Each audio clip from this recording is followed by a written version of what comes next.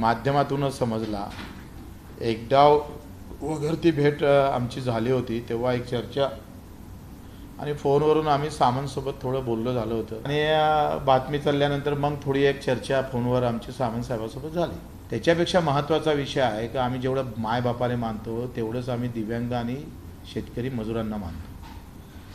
म्हणजे आमच्यासाठी ते देवासमान आहे आणि म्हणून त्यांच्यासाठी जर मोठा संघटन त्या मुद्द्याच्या सोबत उभं राहत असेल पक्ष, तर मग आपण सगळी चर्चेतूनच होईल ना। बच्चूभाऊ हे माझे राजकारणातले चांगले मित्र आहेत। त्यांची आणि माझी फोनवर चर्चा झाली। मी काय सांगतो की माननीय बच्चूभाऊ कडू हे माझे मित्र आहेत। विधिमंडळात त्यांनी अनेक वर्ष आम्ही एकत्र काम केलेलं आहे। त्याच्या मित्र म्हणून नुसत्या चर्चा होतात, परंतु ती चर्चा ही आमच्या दोघांमधलीच होती। ती चर्चा शिंदे साहेबांबरोबर झाली असती तर ठीक आहे, पण ती शिंदे साहेबांबरोबर चर्चा झालेली नाही। आणि मी सुरुवातीलाच सांगितलं की एकनाथ शिंदे साहेब राज्यसभा, विधान परिषद, विधानसभेची उमेदवारी हे सगळे निर्णय माननीय शिंदे साहेब घेत असतात आणि शिंदे साहेब जो निर्णय विधान परिषदेच्या 2 जागांचा घेतील तो आम्हाला मान्य असेल।